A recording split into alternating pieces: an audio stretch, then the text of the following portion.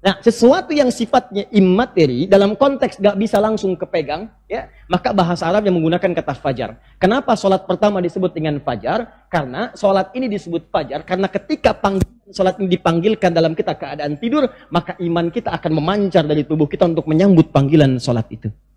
Di orang-orang yang punya iman itu kalau dipanggil dalam sholat ketika dia tidur, Allahu Akbar, as-salatu khairum minan naum, maka terpancarlah dari hatinya itu dari panggilan sholat tadi, terpancar respon keimanan seakan-akan mengatakan, cepat sudah adzan, cepat sholat. Karena itulah sholat pertama disebut dengan fajar, karena saat panggilannya disampaikan, terpancar dari dalam kita sumber-sumber keimanan untuk bisa menangkapnya. Paham sampai sini? Makanya kalau antum dalam tidur dipanggil as-salatu khairum minan naum, tidak ada respon untuk merespon itu pertanda ada kelemahan di iman antum. Hati-hati. Bahkan ketika adzan berkumandang dia tidak terdengar, kata Nabi, itu telinganya dikencingi oleh setan. Hati-hati. Jelas ya? Disebut dengan subuh dari kata asbah. Sesuatu yang sudah siap dengan rencana. Was-subhi idza tanaffas, demi waktu subuh yang kalau sudah tiba, semua merencanakan kegiatan yang siap dilakukan. Ya, tanaffas, napas mulai dilakukan. Oksigen mulai bisa diserap, subuh oksigen kemudian mulai bertebaran. Karbon dioksida sudah ditarik. Malam-malam karbon dioksida yang menyebar. Kan oksigen yang ditarik. Begitu subuh sudah mulai muncul, kata Allah, berdasarkan nafas yang antum siapkan untuk menghirup udara di waktu itu, maka siapkan aktivitas antum di waktu itu. Di bedanya orang beriman dengan yang belum beriman, awas hati-hati, yang muslim dengan non-muslim, maka sejak waktu subuh orang beriman itu sudah punya rencana yang disiapkan dilakukan di hari itu. Makanya sholatnya disebut sholat subuh. Di antum tuh sebelum mengerjakan sesuatu harus punya rencana. Hari ini mau mengerjakan apa? Nanti antum sholat asar di mana? Maghrib mau di mana? Hari ini mau baca Quran berapa ayat? Rencanakan supaya terukur aktivitasnya. Sebab kalau nggak punya rencana, nanti akan seadanya aja. Mau sholat jamaah, mau tidak. Mau baca Quran baca, mau enggak. Rencanakan. Hari ini kita akan masuk aktivitas Nabi atau amalan Nabi setelah menunaikan sholat subuh. Apa yang Nabi SAW kerjakan? Baik, kita akan ambil keterangan dalam hadis Nabi SAW dalam riwayat Imam At-Tirmidzi. Saya coba tuliskan untuk mudah diketahui. Kitabnya, kitab Sunan At-Tirmidzi.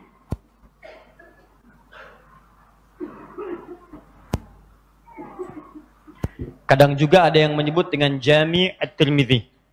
Ya.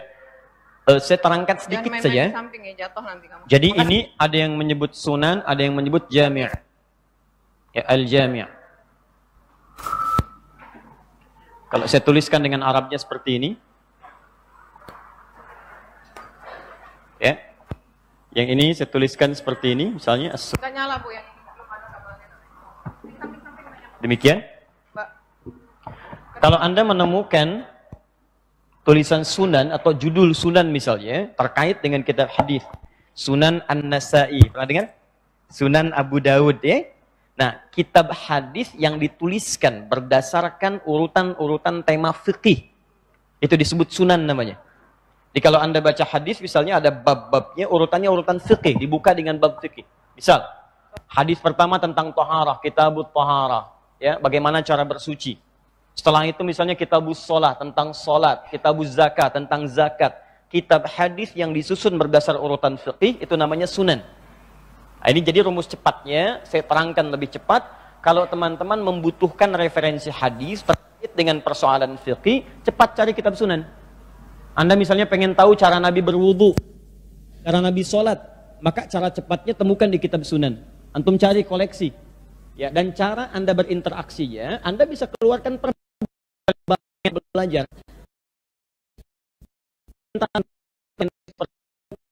Anda keluarkan hadis-hadis tentang wudu. Buka kitab sunan, di cara wudu Nabi yang baik begini. Punya peta, dalam sepekan saya belajar tentang misalnya sebulan ini saya mau wudu dulu. Ya, dari mulai niat sampai dengan selesai bagian-bagian wudu. Sehingga setelah itu bisa sempurna wudu kita. Setelah itu masuk bab sholat.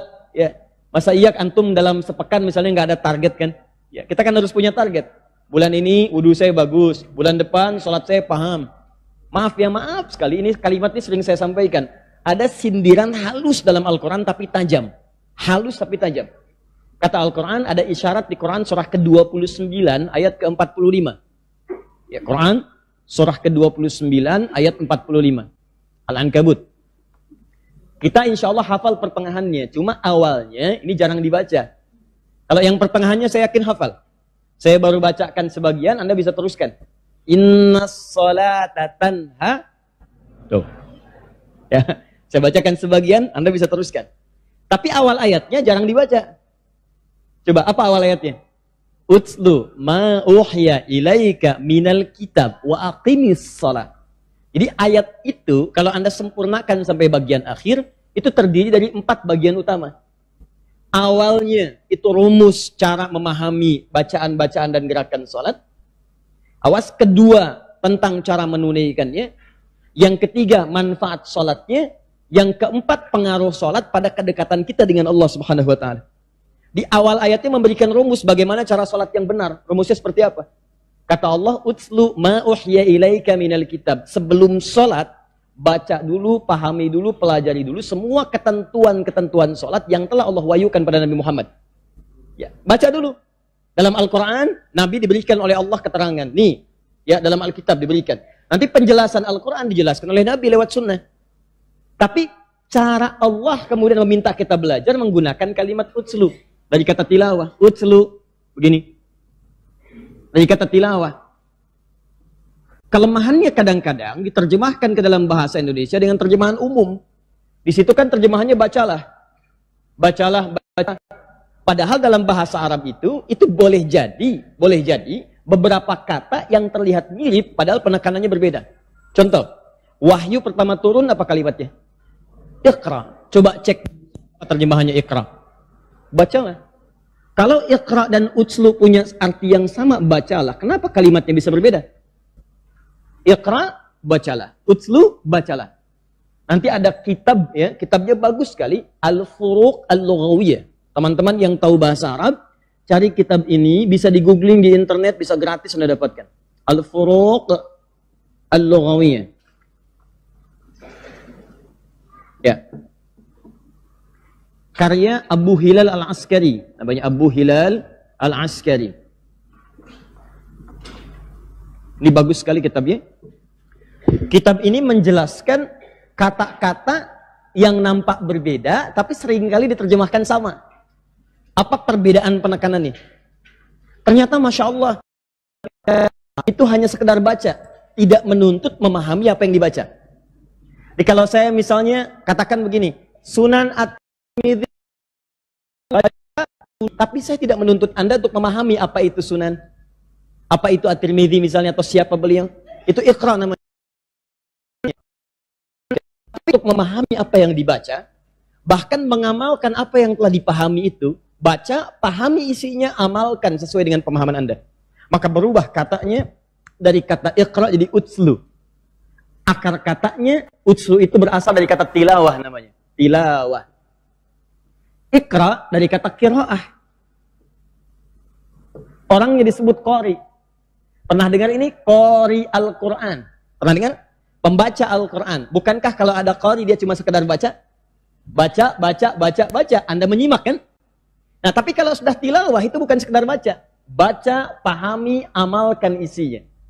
Karena itu seringkali dari sejak dulu kalau ada misalnya acara entah formal atau umum sifatnya, kalau ada orang yang baca Al-Quran, di sampingnya kan suka ada yang menerjemahkan supaya kita paham.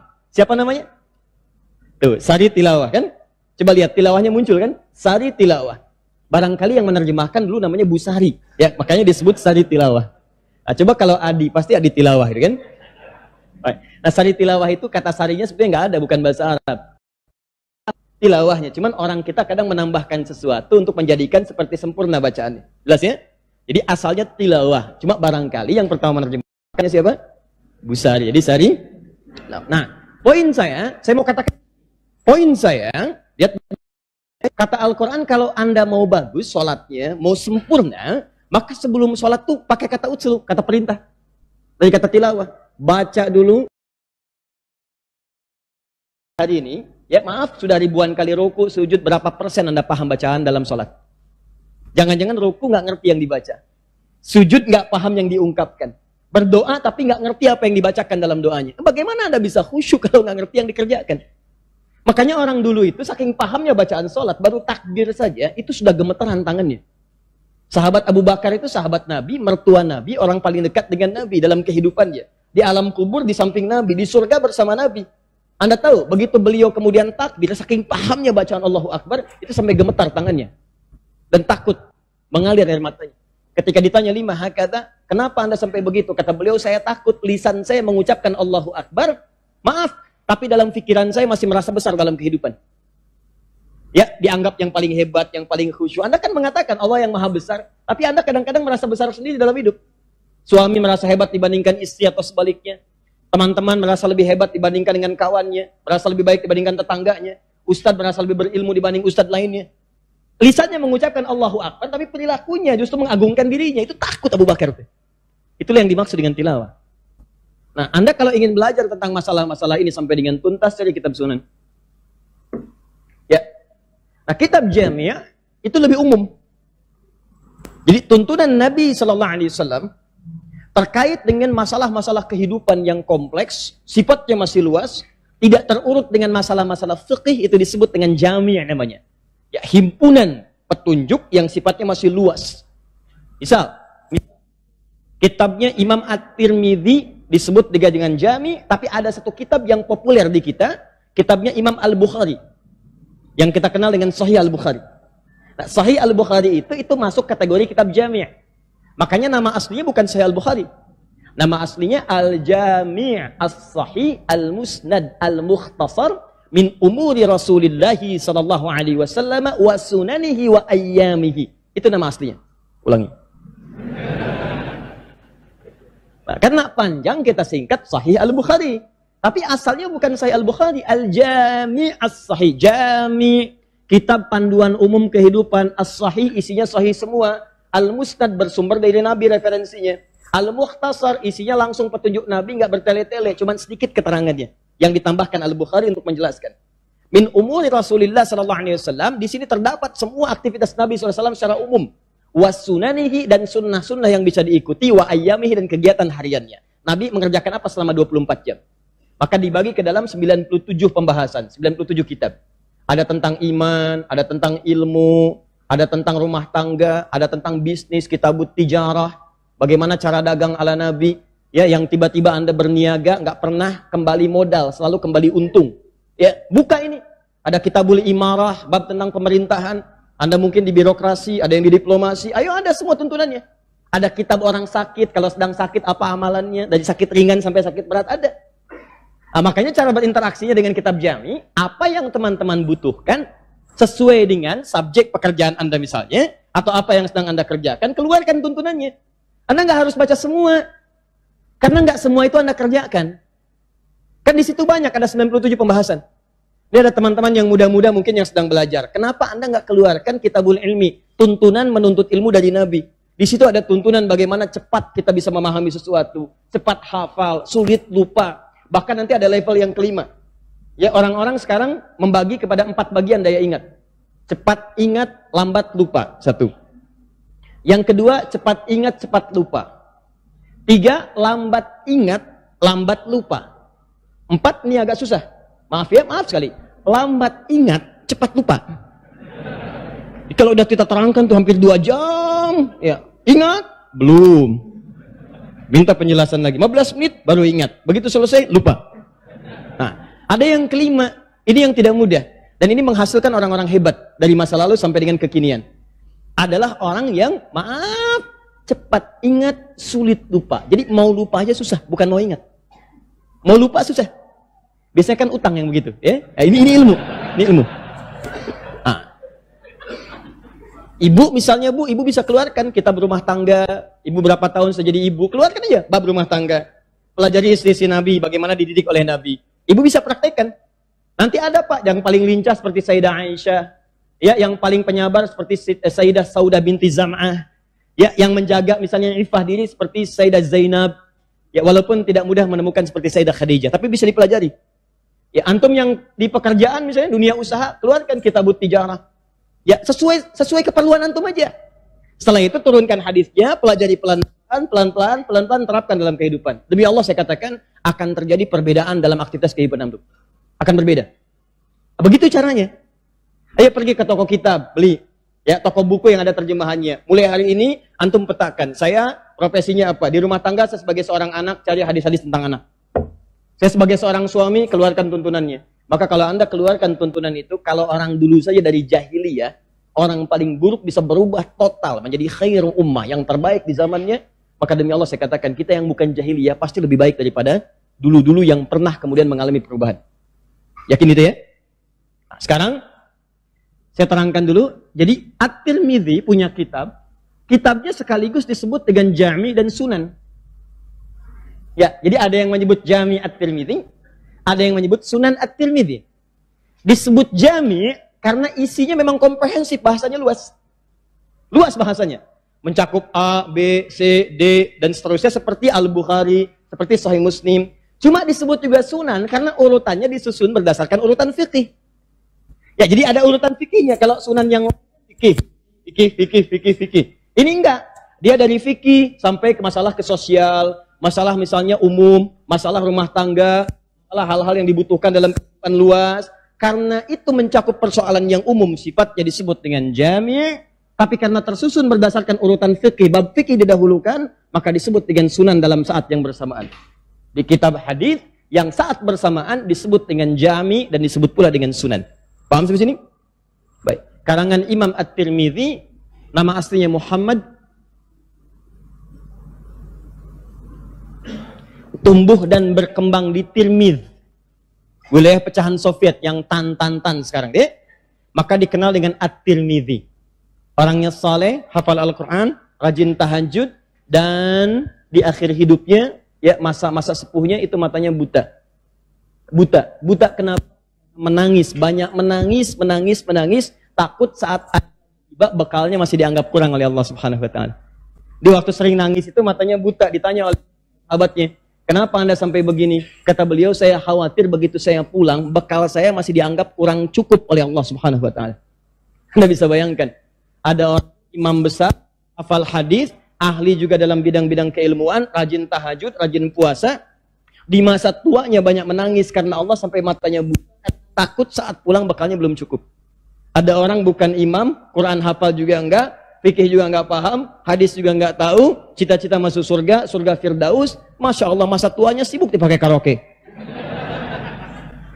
Nah, coba ya, kita doakan, mudah-mudahan kita semua diberi hidayah oleh Allah. Ya, dan cukup dengan amin, harus usaha. Ya. Kitabnya Sunan At-Tirmidzi, nomor hadis 589, ini nomornya. Saya tuliskan dulu referensinya, nanti kalau ada yang tanya, Anda bisa jawab. Kemudian yang kedua, kita bisa nyaman dalam beribadah karena punya landasan dalil dan argumentasi. Yang meriwayatkannya, karena Imam At-Tirmidzi nggak pernah bertemu Nabi, mesti diruntut sampai ke orang ketemunya. Singkatnya, orang yang meriwayatkan dari Nabi adalah sahabat Anas bin Malik.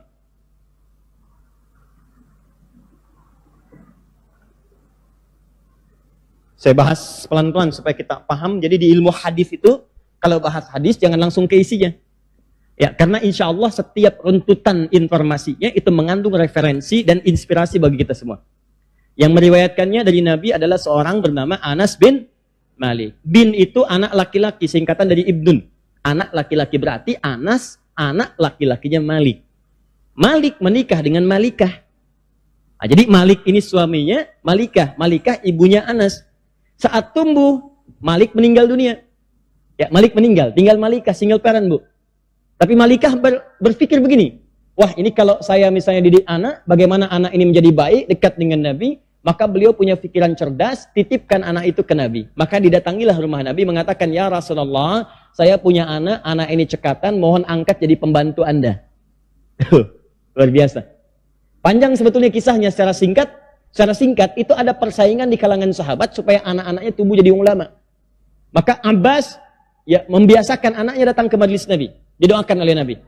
Namanya Abdullah, dikenal dengan Abdullah bin Abbas. Karena dari kecil, dari 2 tahun, 3 tahun diajak ke ta'lim. Anak itu kan masih bening, Pak, Bu. Masih kosong gitu. Didekatkan dengan siapa, itu yang akan dia tekuni di kemudian hari. Jadi kalau Anda dekatkan dengan majelis ilmu, dia akan dengan ulama. Ya silahkan, Bu, kelihatannya main, Pak, main jalan ini, tapi dia menangkap tuh materinya. Dan dia senang dengan suasana itu, dia akan terbiasa. Anda dekatkan dengan tobotnya, dunianya tobot. Tobot X, tobot W, tobot Y, tobot Z, ya. Ya, Robokar Poli, Embers, Heli, dia bisa itu. Kalau Anda dekatkan dengan apapun itu nempel di keadaan dirinya, di karakter. Maka Abdullah kecil ditempatkan di majlis Nabi, maka cinta dengan Nabi. Sehingga dalam merangkaknya dia belajar, dalam larinya dia belajar. Nabi wafat, usia anak ini masih 13 tahun. Ya, bapaknya hafal 200 hadis, yang anaknya hafal 2000 hadis. Nah, Abbas itu paman nabinya pengusaha, Pak, pebisnis. Dia beliau punya pikiran begini, saya berbisnis, anak saya mesti jadi ulama. Saya dalam sepekan nggak setiap waktu bisa ikut ta'lim Nabi, maka beliau siapkan sebagian waktunya untuk mencari akhirat. Datang ke majelis Nabi, dapat infak dari situ, zakat dari situ, sedekah dari situ, ya. Tapi anaknya disiapkan, mesti ada anak saya satu lebih daripada saya. Begitu cara berpikirnya begitu, dari isyarat Al-Quran. Jadi kalau Anda punya anak lebih baik dari bapak. Punya cucu harus lebih baik dibandingkan bapak dan kakeknya. Kenal Imran?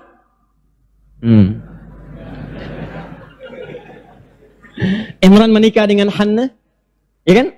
Dari pernikahan itu melahirkan Maryam. Baik ya, saya tanya, Maryam dengan ibunya Hannah, lebih solehah, lebih baik mana? Dua-duanya bagus, baik. Tapi kalau kita lihat keutamaannya, lebih solehah mana? Maryam atau Hannah? Maryam. Indikasinya sederhana. Ya, Maryam namanya disebutkan dalam Al-Quran, bahkan satu surah Maryam. Tidak pernah kita temukan surah Hannah. Ya, tapi ibunya mulia, cuma anaknya lebih bagus. Ibunya Hannah bisa mengandung, melahirkan, menikah dulu dengan Imran. Maryam tanpa disentuh siapapun bisa mengandung, bisa melahirkan dengan izin Allah. Pilihan yang terbaik. Kemudian dari Maryam melahirkan Isa alaihi salam. Maryam Nabi bukan? Rasul bukan? Bukan. Isa Nabi bukan? Nabi. Rasul bukan? Rasul. Perhatikan, Hannah punya anak Maryam lebih bagus dibandingkan bapak ibunya. Bagaimana orang tuanya mendidik Maryam jadi lebih baik dibandingkan bapak ibunya. Ya, itu ada di Quran surah 3 ayat 35 sampai 37. Lalu Maryam melahirkan Isa. Isa itu nabi dan rasul, lebih daripada ibunya dan kakek neneknya. Di Anda mesti begitu, Pak, Bu. Karena tantangan anak dan cucu kita di masa depan beda dengan tantangan kita sekarang. Pekerjaan lurah sekarang, barangkali 10 tahun kemarin pekerjaan bupati, sekarang turun. Di tantangan anak kita di masa depan lebih daripada kita sekarang. Makanya siapkan mereka lebih baik daripada kita. Anda belum hafal Quran, anak Anda hafal. Anda belum bisa bahasa Arab, anak Anda bisa. Ya, ibu sebelum lancar, cucunya harus lancar. Bagaimana caranya supaya setiap anak kita itu lebih baik daripada kita sebelumnya. Maka Umar melihat kebiasaan Abbas titipkan anak. Umar berpikir, anak saya sebelum masuk ke majlis ilmu, ke taklimnya Nabi, dia masih tahu kebiasaan Nabi sejak berangkat dari rumahnya. Maka Umar membuat rumah di depan rumah Nabi. Yang sekarang ada Raudhah. Ya, di depannya itu arah ke Awali, ke Suk Awali, tempat Nabi Al-Hasan dan Al-Husain membeli susu. Ya, jadi kotaknya begini. Ini Raudhah. Yang belum haji atau umrah disegerakan insya Allah ya, bisa berangkat. Ya, nabung bukan cuma amin. Ini mimbar Nabi, ini kamar Nabi, sini hujrah. Antara hujrah dengan ini ada Raudhah di sini. Singkatnya ini Raudhah lah wilayahnya. Nah, ini yang karpet merah, ini awal masjid pertama. Makanya di luar karpet merah itu nanti ada area terbuka yang sudah pernah ke sana. Area terbuka, terus di atas yang karpet ini ada tembok tulisannya, ada ayat Al-Quran, tulis masjid pertama bangun. Ya. Ini hujrahnya.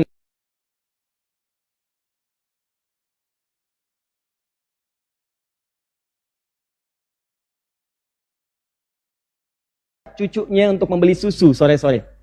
Berangkat Al-Hasan dan Al-Husain. Umar bikin rumah di sini kurang lebih.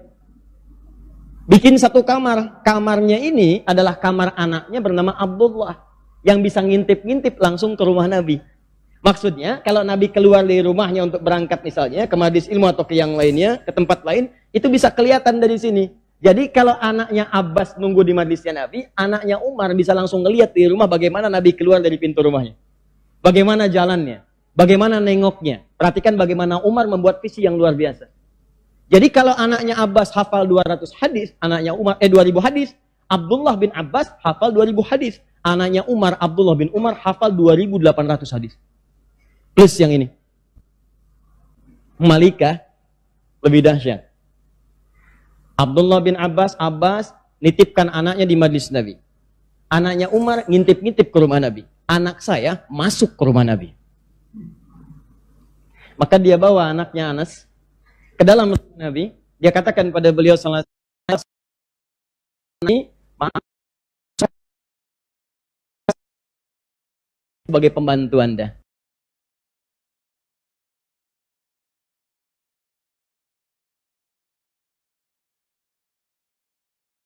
Karena ketika telah Nabi wafat, ditanya oleh sahabat, Anas, selama engkau membantu Nabi, apa yang pernah engkau dengar dari kalimat Nabi?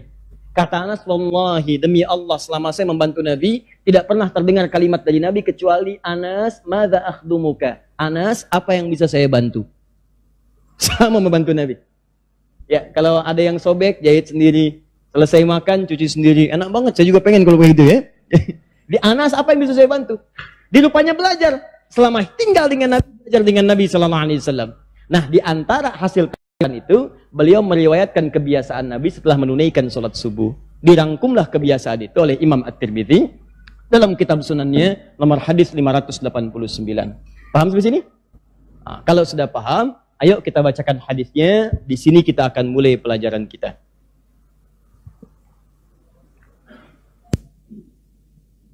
Bismillah. Yang saya kisahkan tadi tolong ditangkap ya. Maksud saya, coba orang banyak keterbatasan dari dulu. Ya, perangkatnya nggak seperti sekarang. Mobil misalnya belum ada, sepeda belum ada, motor belum ada, Google apalagi, handphone nggak ada sama sekali. Tapi mereka semangat untuk bisa mendidik anaknya lebih baik. Antum kan fasilitas banyak sekarang. Di rumah bisa membuat misalnya murotal, bikin murotal, style murotal, anak-anak dengarkan Quran kan bisa dikerjakan. Ya kenapa nggak mulai seperti itu gitu? Perangkatnya banyak dan single parent pun nggak usah khawatir. Kalaupun misalnya suami tidak ada, ya kan? Atau ditinggal wafat ayahnya, banyak yang seperti itu. Imam Asy-Syafi'i jadi, padahal ditinggal wafat ayahnya. Imam Al-Bukhari wafat ayahnya, usia 2 tahun ayahnya wafat, 4 tahun matanya buta, ibunya yang berjuang sampai berdoa kepada Allah. Kata medis, kata dokter nggak mungkin sembuh. Tapi doa ibu itu luar biasa. Begitu berdoa sampai tertidur, begitu bangun dari tidur, bermimpi dalam tidurnya kedatangan Nabi Ibrahim, dikatakan anakmu akan sembuh. Begitu bangun, anaknya langsung bangkit dari tempat tidur mengatakan, Ma, saya bisa lihat lagi sekarang. Itu silahkan berjuang, insya Allah. Apa yang Anda niatkan itu yang insya Allah permudah. Ya. Yuk kita mulai. Haddatsana qala Rasulullah sallallahu alaihi wasallam dari Anas bin Malik, semoga Allah meridai kepada beliau menyampaikan Rasulullah sallallahu alaihi wasallam pernah bersabda, perhatikan kalimatnya, Man shallal ghadata fi jama'atin. Man shallal ghadata fi jama'atin. Thumma qa'ada yadhkurullaha. Ada riwayat lain, thumma yaq'udu yadhkurullaha. Thumma shalla rak'ataini hina tatlu'u syamsu. Fakana alaihi ka ajri hajjin wa umratin. Tamatun. Paham? Belum saya jelaskan. Ya Allah, bismillah. Yuk kita mulai ya, pelan-pelan. Antum fokus saja biar saya yang hapus ya. Nggak apa.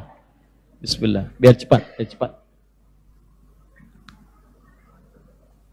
Bismillah. Saya tadi dengar pengumuman. Siapa saja yang dekat papan tulis, ya mohon bisa bantu untuk menghapus. Dan saya orang paling dekat dengan papan tulis. Ya kalau bisa kerjakan sendiri, kenapa merepotkan orang lain, ya? Baik. Bismillah. Yuk lihat, fokus baik-baik. Saya tuliskan hadisnya. Man shalla, saya akan bahas per huruf ya atau per kalimat. Man shalla al-ghadat fi jama'atin.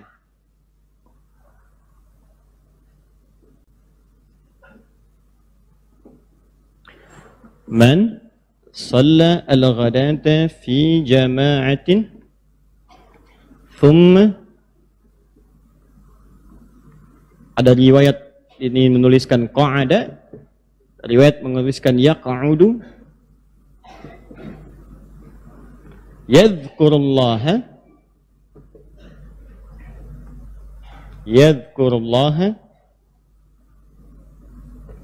thumma shalla aw yusalli rak'atain, shalla rak'ataini Saya sengaja tuliskan supaya nanti kita jelaskan akan lebih sempurna pemahamannya dibanding saya jelaskan secara umum saja. Ya, hina tatlu'u syamsu. Di riwayat lain fi bidayatil duha. Hina tatlu'u syamsu. Ya. Fakana alaihi ka'ajri hajjin wa umratin tamatun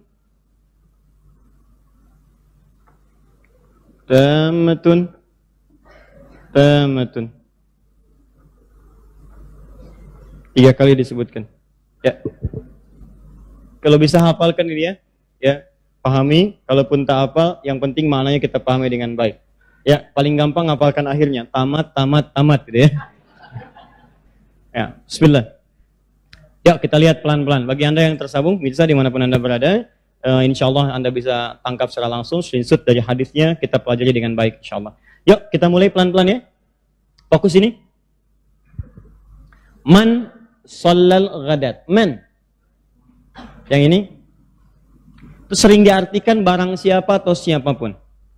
Dalam gramatikal bahasa Arab, di ilmu Nahwu, man itu disebut ismun mausul. Ya, yadullu alal fardiyah. Huruf yang menunjuk kadang ke subjek atau objek, tapi menunjuk secara personal ke setiap orang. Jadi bisa berlaku untuk laki-laki misalnya, untuk perempuan, mau besar, mau kecil, mau tua, mau muda, yang menunjuk kepada personalnya. Jadi setiap orangnya, nggak bisa diwakili oleh orang yang lain. Ya, jadi ada yang menunjuk kepada setiap orangnya, ada yang menunjuk ke banyak orang. Kalau nunjuknya banyak orang, semua misalnya dicakup oleh keseluruhan, maka itu disebut dengan bahasa Arabnya alladzina namanya. Alladzina. Jadi kalau sudah alladzina, itu sudah nggak bicara laki-laki, perempuan, tua, muda, semua dimasukin semuanya di situ. Dicakup keseluruhannya. Makanya banyak ayat Quran ketika memanggil kita untuk melakukan sesuatu, menggunakan kata alladzina. Ya ayyuhalladzina amanu, ya ayyuhalladzina amanu. Itu panggilan semua bagi yang punya iman. Dimasukkan keseluruhannya ke situ. Ya, jadi semuanya masuk dalam konteks itu. Disebutkan 1080 kali dalam Al-Quran. Alladzina. Tapi kalau sudah man, maka ini sifatnya personal. Setiap orangnya. Jadi seakan-akan Nabi menawarkan, nih bagi siapapun. Baik itu laki-laki, mau perempuan, mau tua, mau muda, mau kaya, mau cukup. Saya berikan kesempatan yang sama, kata Nabi. Kalau Anda ingin mendapatkannya, Anda punya peluang yang sama. Tidak dibedakan oleh apapun. Tidak dibedakan oleh usia, tidak dibedakan oleh kekayaan harta benda, tidak dibedakan oleh kedudukan. Kalau Anda ingin, Anda bisa dapatkan ini. Tapi ini nggak bisa diwakilkan. Anda pimpinan di kantor misalnya, tiba-tiba, ada hadis Nabi ini, tolong wakili saya mengerjakan itu. Ya, nggak bisa. Yang mengerjakan itu yang dapat. Kalau nggak kerjakan, walaupun status Anda tinggi dalam kehidupan sosial, maka Anda tidak mendapatkan apa yang disampaikan ini. Jelas? Ya, jadi tawarannya, ini berlaku bagi siapapun yang merasa imannya kuat, menengah ataupun lemah, punya peluang yang sama dengan yang lainnya. Apa tawarannya? Kata Nabi, siapapun, laki-laki, perempuan, tua, muda, besar, kecil, dan lain sifat lainnya, shallal ghadata, siapa yang menunaikan sholat subuh. Subuh punya 3 nama. Satu, jelaskan ya. Anda jarang mendapatkan keterangan ini, hati-hati. Karena Anda harus cari beberapa kitab untuk menyempurnakannya. Subuh punya setidaknya 3 nama. Satu, disebut dengan subuh. Misal dalam Al-Quran surah ke At-Takwir, surah 81, ya, ayat ke-18. Surah ke-81, At-Takwir, ayat ke-18. Di situ ada kalimat subuh. Was-subhi idza tanaffas. Ya, ada ya?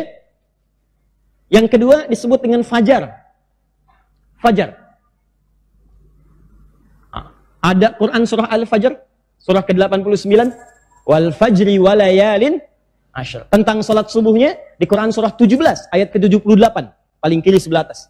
Quran surah 17 ayat 78. Aqimis sholata liduluki syamsi ila ghasaqil laili wa qur'an fajr. Inna Qur'an al-fajri kana mashhuda. Kata Allah, tunaikan sholat dari sejak matahari tergelincir siang, zuhur sampai ke malam, zuhur, asar, maghrib, isya. Khususnya subuh, kata Allah. Karena subuh spesial, semua bacaan yang dibacakan dalam subuh didengar langsung oleh Allah, disaksikan malaikat. Dan sudah tuntas penjelasannya dalam pertemuan-pertemuan yang lalu. Nama ketiga, ghadat. Ghadat. Awas, saya ingatkan lagi ya. Saya ingatkan lagi, awas, hati-hati. Kalau disebutkan fajar, saya pernah terangkan di pertemuan yang lalu, fajar itu nggak pernah disebutkan dalam Al-Quran, kecuali menunjuk pada pancaran dalam diri yang merespon sesuatu yang positif. Satu pancaran yang menunjukkan sesuatu yang positif. Kalau sifatnya materi disebut infajar namanya, infajara. Dalilnya Quran surah kedua Al-Baqarah ayat ke-60. Ya, umatnya Nabi Musa minta ke Nabi Musa, ya Musa alaihissalam, mintakan kepada Rabb kita Allah supaya Allah memberikan kita mata air, supaya kita nggak rebutan. Maka ketika mereka minta sumber air, Musa bermohon kepada Allah. Diabadikan di Quran surah kedua ayat ke-60, paling kanan sebelah atas di Musa. Wa idhistasqa Musa liqaumihi faqulna drib bi'asakal hajar. Ketika umatnya Musa minta kepada Musa, mintakan kepada Rabbu supaya berikan kepada kami sumber air. Maka kami firmankan kepada Musa, pukulkan tongkat kayumu ke batu itu. Fanfajarat infajar. Fanfajarat min husnata asyrata aina. Maka dari batu itu yang sudah terpecah dipukul tongkat kayu mukulkan batu. Kalau tongkat biasa mukul ke batu, kira yang hancur apa ya? Kayunya. Tapi kalau tongkat Musa kan bukan tongkat biasa. Ya, ada sifat kerasulan di situ. Begitu dipukulkan tongkat kayu, mukul batu, keluar 12 mata air, pancar. Antum punya tongkat emas, pukulkan batu, keluar 12 air mata. Beda. Ya? Nah, itu bahasanya infajar. Fanfajarat min husnata asyrata aina. 12 mata air, keluar. Maka mereka nggak rebutan, ada 12 suku, setiap suku mendapatkan sumbernya sendiri-sendiri. Nah, air itu kan materi sifatnya. Bisa diminum, bisa dipegang dan sebagainya. Maka bahasanya infajar, memancar. Kalau yang memancar itu sesuatu yang sifatnya tidak teraba keadaannya. Bukan materi biasa. Maaf, matahari mengeluarkan sinarnya. Mulai dari fajar, cahaya fajar ada. Tapi kan antum nggak bisa pegang. Nggak terasa, cuma rasanya aja. Ada panas, ada kelihatan. Tapi dipegang nggak bisa. Nah, sesuatu yang sifatnya imateri dalam konteks gak bisa langsung kepegang, ya, maka bahasa Arab yang menggunakan kata fajar. Kenapa sholat pertama disebut dengan fajar? Karena sholat ini disebut fajar karena ketika sholat ini dipanggilkan dalam kita keadaan tidur, maka iman kita akan memancar dari tubuh kita untuk menyambut panggilan sholat itu. Di orang-orang yang punya iman itu kalau dipanggil dalam sholat ketika dia tidur, Allahu Akbar, as-salatu khairum minan naum, maka terpancarlah dari hatinya itu panggilan dari panggilan sholat tadi, terpancar respon keimanan seakan-akan mengatakan cepat sudah adzan, cepat sholat. Karena itulah sholat pertama disebut dengan fajar, karena saat panggilannya disampaikan terpancar dari dalam kita sumber-sumber keimanan untuk bisa menangkapnya. Paham sampai sini? Makanya kalau antum dalam tidur dipanggil as-salatu khairum minan naum, tidak ada respon untuk merespon itu pertanda ada kelemahan di iman antum. Hati-hati. Bahkan ketika adzan berkumandang dia tidak terdengar, kata Nabi, itu telinganya dikencingi oleh setan. Hati-hati. Terus ya? Disebut dengan subuh dari kata asbah. Sesuatu yang sudah siap dengan rencana. Was-subhi idza tanaffas, demi waktu subuh yang kalau sudah tiba, semua merencanakan kegiatan yang siap dilakukan. Ya, tanaffas, napas mulai dilakukan. Oksigen mulai bisa diserap, subuh oksigen kemudian mulai bertebaran. Karbon dioksida sudah ditarik. Malam-malam karbon dioksida yang menyebar. Dan oksigen yang ditarik. Begitu subuh sudah mulai muncul, kata Allah, berdasarkan nafas yang antum siapkan untuk menghirup udara di waktu itu, maka siapkan aktivitas antum di waktu itu. Di bedanya orang beriman dengan yang belum beriman, awas hati-hati, yang muslim dengan non-muslim, maka sejak waktu subuh orang beriman itu sudah punya rencana yang disiapkan dilakukan di hari itu. Makanya sholatnya disebut sholat subuh. Di antum tuh sebelum mengerjakan sesuatu punya rencana. Hari ini mau mengerjakan apa? Nanti antum sholat asar di mana? Maghrib mau di mana? Hari ini mau baca Quran berapa ayat? Rencanakan supaya terukur aktivitasnya. Sebab kalau nggak punya rencana, nanti akan seadanya aja. Mau sholat jamaah, mau tidak. Mau baca Quran baca, mau enggak. Rencanakan. Begitu sudah antum siapkan, eksekusi itu. Sebelum dieksekusi menghadap kepada Allah supaya dimudahkan oleh Allah rencana antum di hari itu. Itulah sebabnya kenapa sholat itu disebut dengan sholat subuh. Nanti ada kaitannya kalau sudah masuk ke pembahasan malam. Jadi kalau sudah malam itu Nabi biasanya mengevaluasi aktivitas hariannya. Ini yang dikerjakan hari ini, kemudian yang kurang-kurang Nabi istighfar 70 sampai 100 kali. Besoknya disiapkan. Ya fa idza faragta fansab. Kalau sudah selesai yang sekarang, besok rencanakan. Besok saya akan mengaji di tempat A, salat berjamaah di mana, baca Quran berapa ayat, menghafal berapa ayat, sedekah berapa anggarannya untuk besok. Begitu besok disiapkan, bangun lagi subuh, maka salat kita menghadap Allah, mudahkan semua rencana-rencana tadi. Ghadat, kenapa disebut dengan ghadat? Ghadat itu diterjemahkan secara tekstual dengan makna pagi.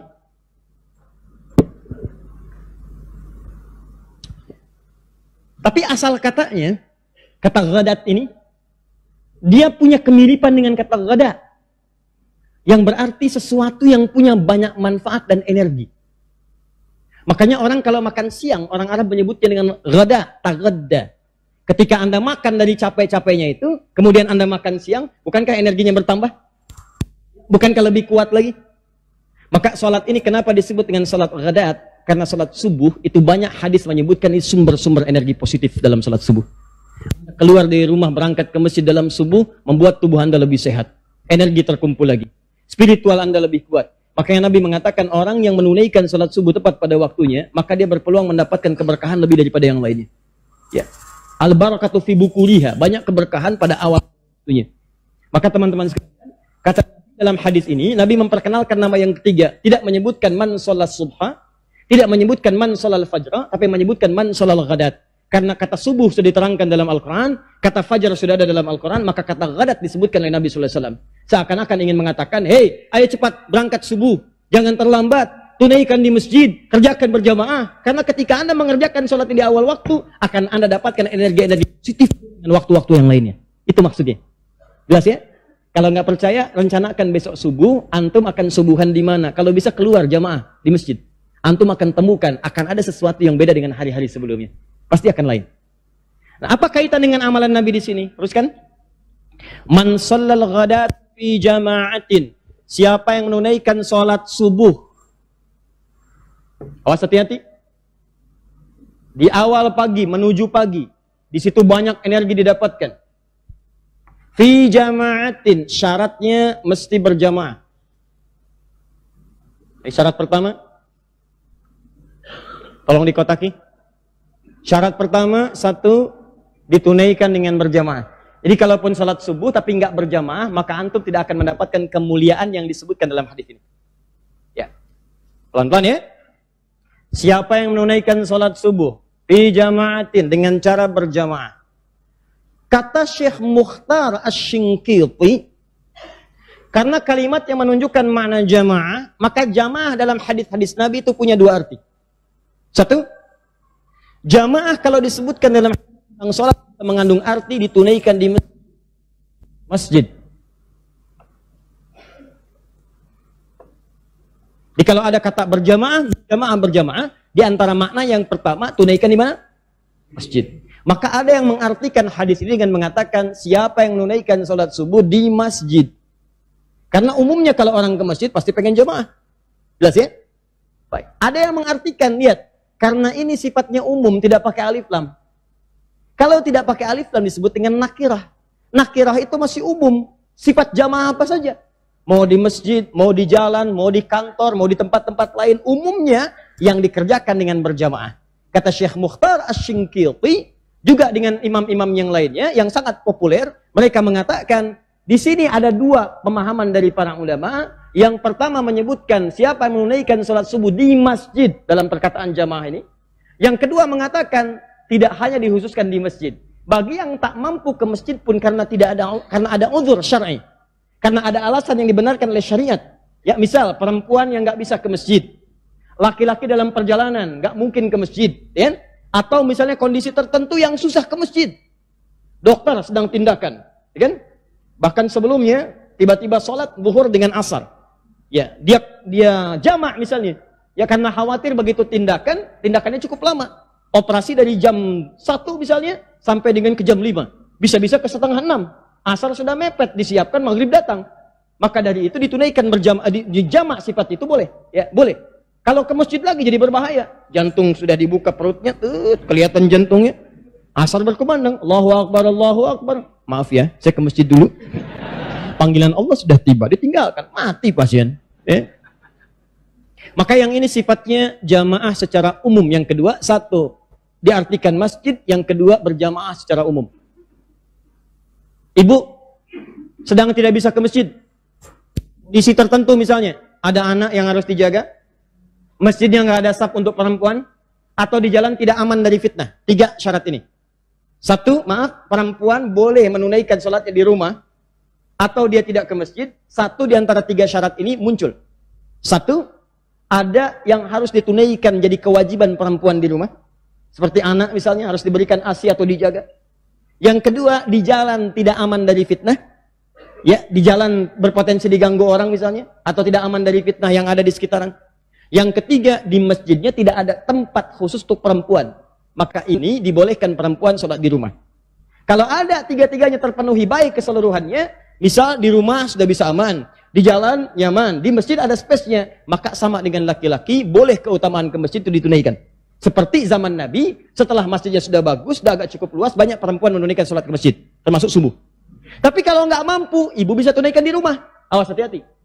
Antum teman-teman sedang dinas misalnya, dinasnya di tempatnya masjid. Maka ambil pemahaman yang kedua, ini sepakat ulama, ambil pemahaman yang kedua, sholat yang dimaksudkan nanti di sini adalah sholat subuh yang penting tunaikan berjamaah, walaupun tidak ke masjid karena udzur syar'i.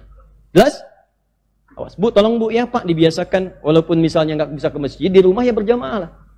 Ini saya tuh suka agak kesal ya, kesalnya begini, rumah tuh mewah, luas, kamar banyak, di rumah ada 4 kamar, yang tinggal di antum, anak 2 misalnya, kan? Maaf, asisten rumah tangga 1 orang misalnya. Berarti sudah ada 5 orang. Kenapa ketika sholat masing-masing?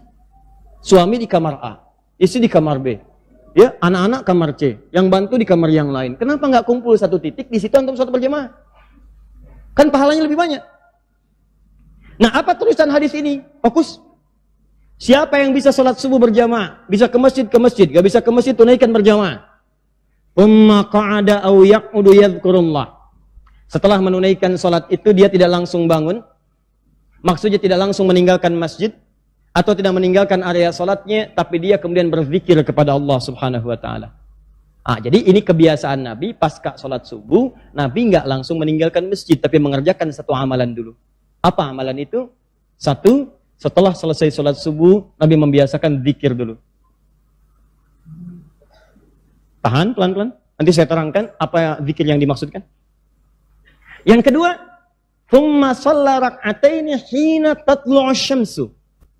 Selama zikir itu, tiba-tiba matahari mulai naik, terbit, dan lewat dari terbitnya itu sampai bayangan jadi 1 tombak, diukur. Ya, tempat terbitnya disebut dengan masyrik namanya, masyrik. Saya pelan-pelan. Maaf, saya lambatkan sedikit supaya mudah dipahami. Nabi kalau salat subuh melakukan apa? Zikir. Nah, Nabi berzikir itu sampai matahari lewat sedikit dari tempat terbitnya. Tempat terbitnya disebut masyrik. Jadi kalau ini tempat terbit misalnya, disebut masyrik. Ya, tempat terbenamnya disebut maghrib. Quran surah kedua ayat 115, paling kiri pertengahan. Walillahil masyriqu wal maghrib. Ya, Allah yang memiliki tempat terbit dan terbenam matahari. Kalau matahari ini sudah lewat dari tempat terbitnya, sedikit lewat, sampai bayangannya 1 tombak. Nah, tempat terbit yang sudah terlewati ini, gerakan mataharinya melewati tempat terbit disebut dengan isyraq namanya, isyraq.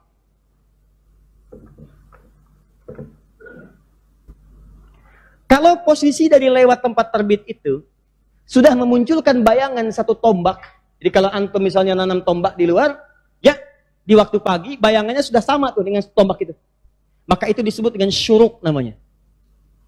Syuruk. Syuruk ini adalah awal dari waktu duha. Syuruk adalah awal dari waktu duha. Baik, saya perlambat supaya mudah paham. Lihat sini. Nabi setelah salat subuh berjamaah atau ditunaikan di masjid, tak mampu ke masjid karena udzur syar'i, tunaikan dengan berjamaah, yang penting jamaah. Beliau kemudian duduk berzikir kepada Allah. Sampai kapan zikirnya? Sampai matahari melewati tempat terbitnya. Gerakan matahari melewati tempat terbit disebut dengan isyraq. Kalau sudah sampai bayangannya 1 tombak, maka posisinya disebut dengan syuruk namanya. Syuruk ini disebut dengan awal duha. Di awal waktu duha itu disebut dengan syuruk namanya. Jadi kalau saya sebutkan syuruk berarti nama lainnya awal waktu duha. Nanti kalau sudah masuk ke salat duha kita terangkan lebih jelas. Duha dibagi 3. Ada duha awal, ada pertengahan, ada akhir duha. Dan rakaatnya bisa berbeda. Dan faidahnya sama. Nah awal duhanya disebut dengan apa namanya? Syuruk. Jelas di sini? Jadi kalau ada yang menyebutkan nggak ada salat duha itu di awal, yang ada syuruk. Betul. Nggak ada syuruk itu, yang ada duha. Betul. Syuruk itu awal. Jelas ya? Baik, paham sampai sini? Nah, ketika sampai ke waktu syuruk, ke awal duha ini, maka lihat baik-baik, tsumma shalla rak'ataini. Salatlah kemudian 2 rakaat. Lihat urutannya. Salat berjamaah subuh. Setelah itu zikir sampai waktu syuruk, awal duha. Setelah tiba waktu syuruk, maka tunaikan salat berapa rakaat? 2 rakaat. Aktivitas Nabi, tunaikan salat 2 rakaat. Kalau Anda bisa mengerjakan itu, perhatikan pahalanya kata Nabi, fakana alaihi ka ajri hajjin wa umratin. Maka orang yang bisa mengerjakan ibadah seperti ini, dia akan mendapatkan pahala senilai haji dan umrah sekaligus. Hadisnya sahih. Tamatun, tamatun, tamatun. Kata Nabi, saya nggak bercanda, ini sempurna, sempurna, sempurna. Awas, jangan dipahami sudah haji, bukan. Dapat pahala senilai haji, bukan haji. Jangan salah kesimpulan, pulang dari sini kata Ustadz Adi, gak usah haji. Salat suruk aja, senilai haji dan umrah. Oh, jangan salah kesimpulan, senilai haji dan umrah. Tapi tidak sama dengan haji dan umrah. Ada yang lain. Haji itu pahalanya apa? Al-hajjul mabruru laisa lahul jazaa illal jannah. Haji mabrur itu kalau benar hajinya nggak ada pahala setimpal kecuali surga. Di perjuangan ibadah haji itu mengantarkan dia ke surga karena pulang haji itu jadi lebih baik daripada sebelumnya. Makanya disebut haji mabrur dari kata birrun. Haji mabrur itu bukan haji yang diterima, dari kata birrun. Birrun itu kebaikan yang sudah menghilangkan sifat buruk sebelumnya. Di sebelum haji misalnya, maaf kalimatnya kotor. Saat haji istighfar, makanya dilempari itu jumroh. Lempar, begitu hilang, pulang kotornya hilang. Jadi lebih baik kata-katanya. Sebelum haji senang marah-marah, pulang haji biasanya saat haji itu keluar marah-marah, orang nggak salah dimarahin, gitu kan? Ya orang tawaf dicela, gitu kan? Terus Ka'bah juga kadang-kadang dicela. Kenapa sih Ka'bahnya cuma 1, gitu kan? Jadi ribut di sini, misalkan keluar tuh karena nggak paham. Nanti setelah wukuf, merenung, lempar, nangis, pulang, jadi sabar. Nah, keburukan yang sudah hilang berganti dengan sifat baik itu disebut birrun namanya. Birrun. Kalau sifat birrun melekat pada diri seseorang dan jadi berubah jadi perilaku, maka disebut mabrur namanya. Makanya muncul kemudian bahasa haji mabrur, haji yang bisa merubah perilaku orang itu dari sebelumnya kurang baik menjadi lebih baik. Jelas di sini? Makanya kalau orang pulang haji, orang-orang Arab memanggil begini, Pak Haji, untuk mengingatkan Anda sudah haji, jangan sampai kotor lagi. Dosa Anda sudah diampuni. Surga itu di depan mata. Kenapa? Karena yang buruk sudah ditobati. Tobat hilang. Tinggal yang baik. Jaga yang baik ini. Dosa sudah diampuni. Sayang kalau kembali pada yang kotor lagi. Makanya kalau ke imigrasi tiba-tiba antum marah, koper belum datang. Mana koper? Orang Arab mengatakan, ya Pak Haji. Di haji itu bukan benar. Maksudnya ngingetin, Pak, Bapak ini habis haji. Jangan marah-marah. Udah dapat surga ditukar lagi. Maka diingetin. Jadi haji itu bukan gelar, tapi ingatan. Jadi kalau Anda ada yang menyebut Pak Haji, Bu Haji, itu sebetulnya mengingatkan, hei, Anda sudah haji, jangan maksiat lagi. Karena tidak ada ibadah yang melahirkan gelar. Kalau ibadah melahirkan gelar, banyak gelarnya kita. Ya, SHI, Salat Haji Infak. Nah, ini sama. Kenapa syuruk bisa disebut senilai haji dan umrah? Karena nggak mudah mengerjakan syuruk. Anda mesti berjuang dulu. Apa Anda kira mengerjakan subuh berjamaah bisa mudah? Belum tentu. Apa Anda kira menunaikan istiqomah ke masjid sholat subuh bisa mudah? Belum tentu. Apalagi habis subuh duduk dulu di masjid. Coba, nggak mudah. Antum yang tiba-tiba harus ke kantor, ya, belum tentu dapat peluang ini. Antum yang tiba-tiba ada kegiatan, antum yang tiba-tiba misalnya ada sesuatu yang harus dikerjakan, belum tentu. Makanya ketika Anda bisa istiqomah mengerjakan ini, maka orang-orang yang sudah bisa syuruk itu orang-orang yang membangun kedekatan dengan Allah. Level dekatnya sudah tinggi. Makanya dia mau berinvestasi dari waktu untuk mendekat kepada Allah itu nggak mudah. Karena itu disebut perjuangan syuruk itu persis seperti perjuangan haji walaupun tidak sama bentuknya. Jelas ya? Jadi yang dimaksudkan senilai haji bukan menunaikan haji. Haji nanti lebih utama lagi karena sholat di Masjidil Haram dapat 1.000, di Masjid Nabawi dapat 1.000 setiap sholat. Jadi kalau kita sholat duhur di sini, maaf dengan orang sholat duhur di Masjidil Haram, itu bedanya mereka sekali sholat sama dengan 100.000 kali kita di sini. Nilainya seperti itu. Nilainya seperti itu. Di sekali antum sholat di Masjidil Haram, itu nilainya sama dengan 100.000 kali sholat di tempat biasa. Disayang kalau ibu bapak umrah, ya, manfaatkan. Jauh-jauh nyampe ke sana, sholatnya di mall. Kan sayang, apa bedanya dengan kita yang di sini? Dan lebih utama kita di masjid dan ada di mall, lebih utama kita. Paham ya? Nah, jadi kebiasaan Nabi setelah menunaikan sholat subuh, beliau duduk berzikir terlebih dahulu, kemudian menunaikan 2 rakaat sholat syuruk, dan minta kepada kita umatnya untuk mengikuti langkah Nabi SAW ini. Siapa yang bisa berjuang mengerjakan itu, maka akan bertambah kedekatannya dengan Allah Subhanahu wa Ta'ala, dan dijaga dirinya dari perbuatan maksiat seakan-akan dekat dengan Allah. Kalau orang sudah dekat dengan Allah, maka akan dilindungi dari perbuatan maksiat. Kalau dilindungi dari perbuatan maksiat, maka yang dikerjakan yang baik-baik.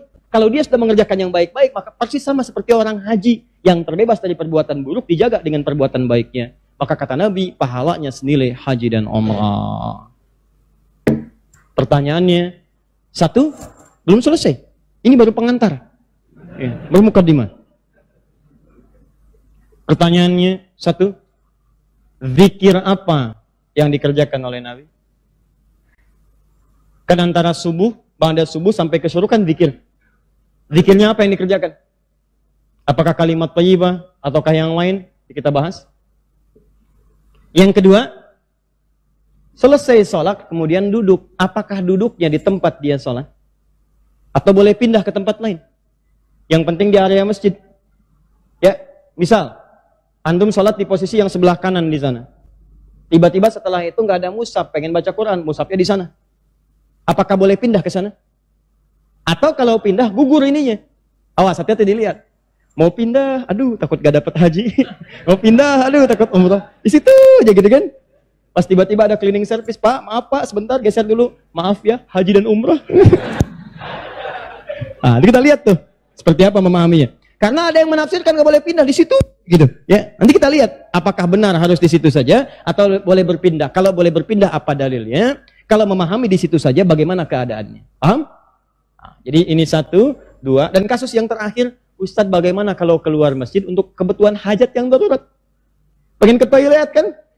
Ya, memang nggak di rumah, di masjid ada toilet. Begitu mau keluar, ke toilet dulu. Ingat haji dan umrah, haji dan umrah. Ditahan-tahan, kan? Ya, syuruknya dapat, sakitnya juga dapat, gitu kan? Nah, itu seperti itu bagaimana kemudian solusi hukumnya. Nah, kita bahas pelan-pelan. Bismillah. Ya.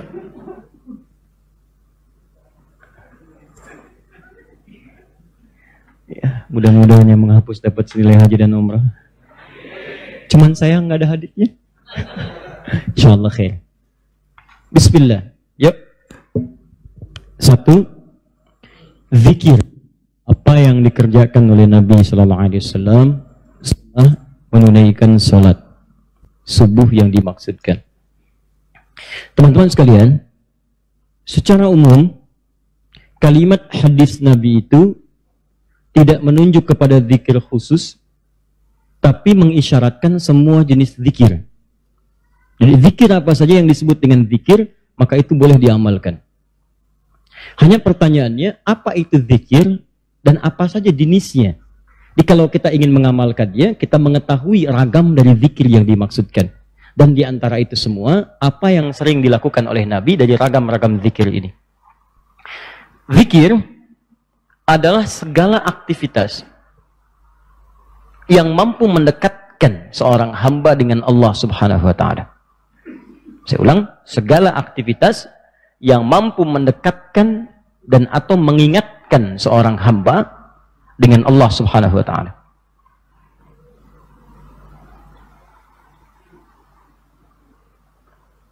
Di dalam Al-Quran disebutkan beberapa aktivitas yang mampu mendekatkan dan mengingatkan kita dengan Allah, dan langsung disebut dengan zikir.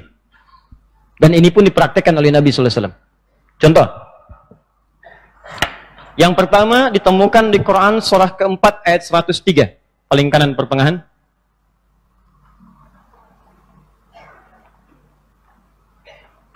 فَإِذَا قَضَيْتُمُ الصَّلَاةَ فَاذْكُرُوا اللَّهَ قِيَامًا وَقُعُودًا وَعَلَى جُنُوبِكُمْ.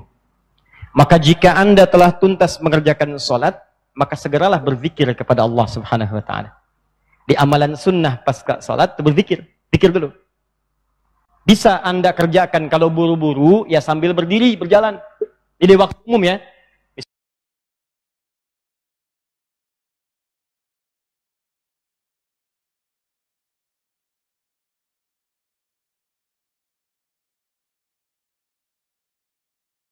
Misalnya ini Anda sudah sholat zuhur nih, harus ke kantor, ya dikejar-kejar langsung berangkat lagi. Tapi kan Anda buru-buru keluar pun kan tidak mengganggu Anda untuk mengucapkan kalimat-kalimat zikir. Misalnya apa? Nabi mengamalkan pasca sholat hadis riwayat Muslim, nomor hadis 571. Hadis riwayat Muslim. Nomor hadis 571.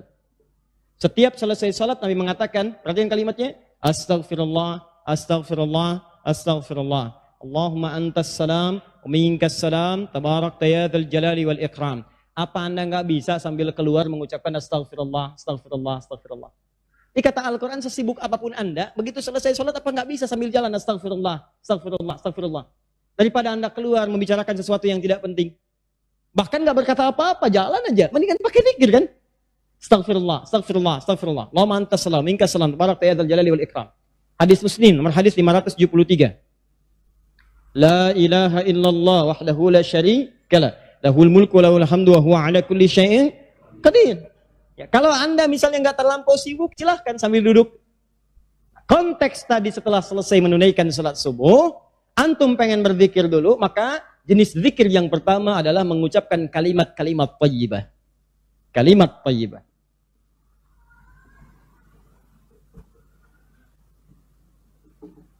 Bisa sifatnya istighfar. Ini dalilnya. Ya. Astaghfirullah, astaghfirullah, astaghfirullah. Ini yang paling singkat. Mau yang agak panjang, Astaghfirullahaladzim, alladzi la ilaha illa huwal hayyul qayyum wa natubu ilaihi. Silakan. Ya, kalau mau yang paling singkat, astaghfirullah, astaghfirullah, astaghfirullah. Sambungkan Allahumma antas salam, minkas salam, tabarakta ya dzal jalali wal ikram. Tambah lagi dengan kalimat-kalimat tauhid. La ilaha illallah wahdahu la syarika mulku wa lahul hamdu wa huwa ala kulli syai'in qadir. Kalau mau ditambahkan yang lebih lengkap ada la ilaha illallah wahdahu la syarika lahul mulku wa lahul hamdu yuhyi wa yumiitu wa huwa ala kulli syai'in qadir. Singkatnya kalimat tauhid. Nah, ini masuk dalam kategori kalimat thayyibah. Ini. Dalilnya yang ini. Hadis Muslim, hadis 573. Diboleh selesai menunaikan salat subuh, salam ke kanan dan ke kiri, antum mulai berzikir dengan kalimat thayyibah. Astaghfirullahaladzim, astaghfirullahaladzim. Atau kalau mau singkat astagfirullah, astagfirullah, astagfirullah. Kan?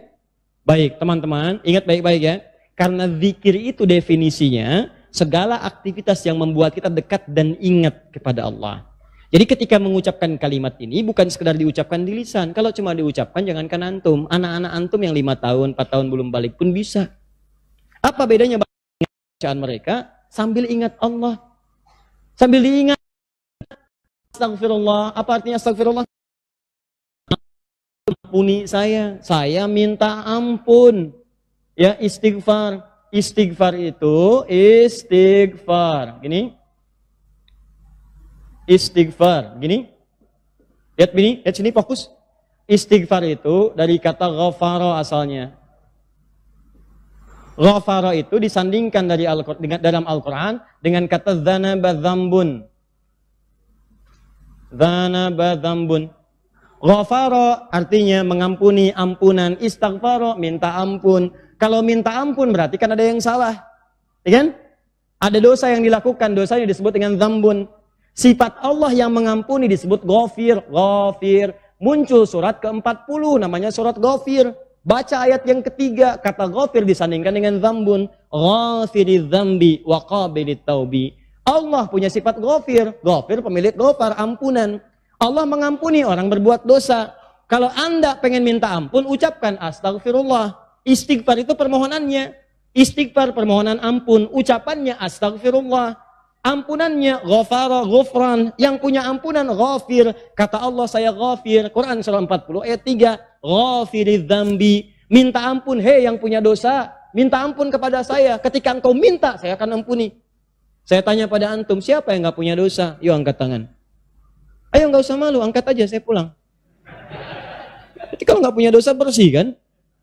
Nah, kalau Anda merasa banyak dosa, diberi peluang habis sholat, istighfar. Makanya ketika istighfar, jangan cuma diucapkan, coba rasakan punya dosa apa sampai hari itu, dosa apa. Ini begitu selesai subuh ingat, dosa pada orang tua, dosa pada pasangan, suami pada istri, istri pada suami, dosa pada anak-anak. Anak-anak orang lain aja yang nggak punya mobil, nggak punya motor, bisa mendidik anaknya hafal Quran, sholatnya bagus. Masa antum udah banyak fasilitas ke masjid? Enggak, jemaah, enggak, bangun terlambat. Antum kurang apa lagi untuk mendidik anak dengan baik? Maka istighfari. Jangan-jangan anak itu nggak soleh bukan karena dia nggak mampu, karena antum nggak bimbing. Makanya antum akan ditanya tuh, jangan dikira mudah punya titipan anak. Jangan dikira mudah, antum akan ditanya. Kenapa ini nggak sholat? Nanti akan ada terjadi di hari kiamat, ini sahih riwayatnya, akan terjadi di hari kiamat. Nanti ada orang tua hampir ke surga, anaknya mau ke neraka, dan dia menyatakan keberatan di hadapan Allah. Begitu menyatakan keberatan, ternyata dosanya dosa orang tua. Anak itu tuh nggak menyembah Allah dengan baik karena dosa orang tuanya. Maka tertukarlah anaknya ke surga, orang tuanya ke neraka. Hati-hati. Dan ada juga yang terbalik. Orang tua ke neraka, anaknya mau ke surga. Orang tua menyatakan keberatan kepada Allah. Dan nanti kejadiannya sangat luar biasa. Nanti lain waktu kita akan bahas. Cukuplah ada banyak keterangan dalam Al-Quran. Ada yang bapaknya Nabi, Rasul bahkan, punya anak.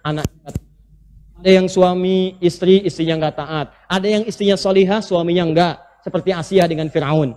Ada yang suaminya bagus, istrinya enggak. Banyak seperti Lut dengan istrinya. Ada yang bapak, anak dengan istri nggak taat. Seperti Nuh. Itu bukan dongeng, itu kisah disampaikan supaya kita bisa hati-hati. Seakan-akan Allah mengatakan begini, cukup aja orang-orang masa lalu begini, kalian jangan begitu. Saya buka kisah seperti ini supaya keluarga kalian selamat. Makanya istighfarin. Istighfar, sambil istighfar, lumayan tuh begitu istighfar, dosa ampuni. Belajar nangis lah kalau istighfar tuh belajar nangis. Gak bisa nangis, nangis. Gak bisa nangis, besoknya nangis. Gak bisa nangis juga, tangisi diri Anda yang belum bisa menangis. Bismillah. Ingat mungkin saat itu diwafatkan oleh Allah. Ingat. Bagaimana kalau saat itu wafat anak Anda belum baik, istri Anda belum baik, dan Anda akan dihisab dalam keadaan sesuatu yang belum sempurna dalam kehidupan. Ya. Kemudian juga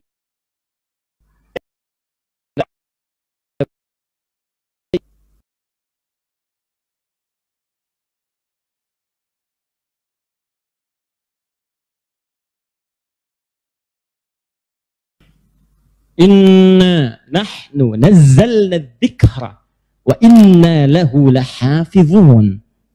Sungguh kami turunkan Al-Quran sebagai zikir, kata Allah.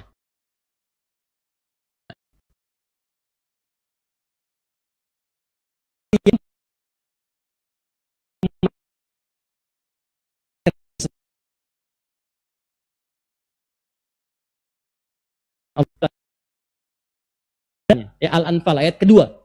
Kata Allah, innamal mu'minuna alladzina idza dzukirallah, zikir. Idza dzukirallahu wajilat qulubuhum. Orang-orang yang imannya bagus itu baru dengar nama Allah disebut getaran dalam jiwanya. Makanya kalau pengen ngecek iman, sedang dekat tidak dengan Allah, gampang. Setiap hari Allah perdengarkan namanya 5 kali dalam sehari. Ketika namanya disebutkan itu, antum ada nggak getaran dalam jiwanya? 5 kali dalam sehari. Subuh, zuhur, asar, maghrib, isya. Allahu Akbar, Allahu Akbar. Bukankah nama Allah? Dikala antum sedang dengar suara adzan, itu nama Allah diperdengarkan. Ada getaran nggak di hatinya?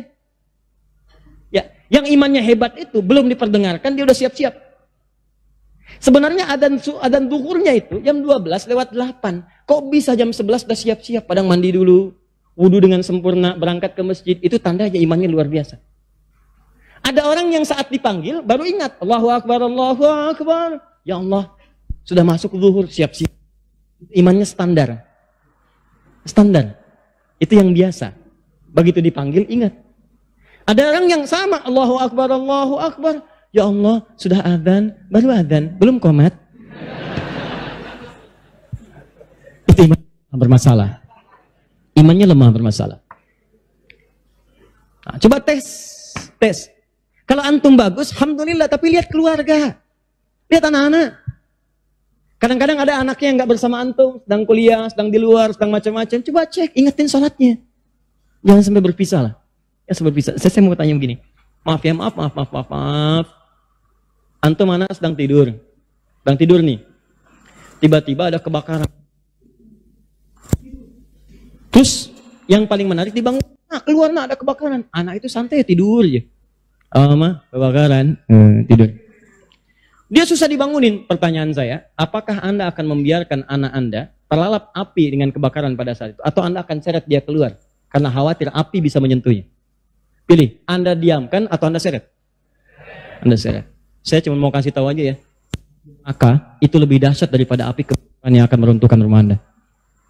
Kalau Anda merasa takut anak Anda terkena api dalam kebakaran itu, Anda harus lebih merasa takut anak Anda dihancurkan oleh api neraka sedangkan Anda bisa melihatnya. Maka coba pikirkan hal demikian. Jadi begitu Anda melihat anak itu, mohon maaf ya, susah bangun, coba bangunkan dia. Rasakan bagaimana saat itu kemudian ada hukuman-hukuman Allah akan menanti dirinya. Bismillah. Ya, doakan dulu malamnya, doakan, minta sama Allah supaya anak diberikan hidayah, dikuatkan, diberikan kebaikan. Ya sayanglah, ini anak-anak coba lihat ada yang dibawa ke taklim. Bagaimana kalau di akhirat berpisah dengan mereka? Ya, itu teman-teman. Ya, wa idza tuliyat alaihim ayatuhu, kalau dibacakan kepada ayat-ayat Allah, zadathum imana wa ala rabbihim yatawakkalun. Maka yang hebat, jangankan baca, kalau dibacakan kepada mereka ayat-ayat Allah, dengar Al-Quran, bertambah imannya dan merasa lebih dekat dengan Allah. Makanya kalau orang baca Al-Quran, itu hubungan dengan Allah semakin dekat. Karena itu, hubungan yang dekat dengan Allah, langsung ingat Allah disebut dengan zikir. Karena itu kata Allah, saya turun Al-Quran. Ya, antara fungsinya untuk zikir. Jadi kalau Anda ba'da salat subuh misalnya, sudah astagfirullah, istighfar, syuruk belum muncul. Mushaf. Ya, baca. Saya pengennya istighfar aja Ustaz, astagfirullah, syuruknya belum tiba juga, astagfirullah, belum syuruk juga, ada astagfirullah. Iya. Ambil mushaf, baca. Pahala lebih banyak. Setiap hurufnya 10 kebaikan. Ya, 10 kebaikan. Ramadan nanti tambah jadi 100. Setiap hurufnya 100. Makanya saya sarankan dari sekarang, bikin kurikulum. Nanti bulan depan saat masuk Sya'ban, saya akan terangkan kurikulum Nabi saat di bulan Ramadan. Nanti yang bisa dikerjakan saat Ramadan apa saja. Kelemahan orang Islam sekarang, begitu masuk Ramadan, dia tidak punya rencana kegiatan Ramadan. Akhirnya ketika masuk Ramadan, itu asal saja yang mau baca-baca. Ya tidak, mau taraweh, mau enggak. Awal-awal Ramadan semangat semua, penuh. Lihat pertengahan kemajuan, maju sapnya, maju, hilang. Teruskan. 3. Kalau Ustadz saya tuh misalnya mushaf nggak ada, boleh nggak saya misalnya dari hafalan? Boleh. Karena menghafal Quran itu bagian dari zikir. Bahkan keutamaan menghafal Quran itu 4 kali lebih mulia, lebih utama dibandingkan sekadar baca. Itu ditemukan di Quran surah ke-54. Quran surah ke-54, 4 kali, ayat 17, ayat 22, ayat 32, dan ayat ke-40. 17, 22, 32, dan 40. Yang ini menghafal. Atau mengulang hafalan.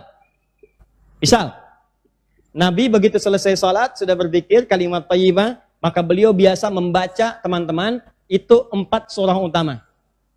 Pertama, yang surah kedua Al-Baqarah ayat 255, dikenal dengan ayat kursi.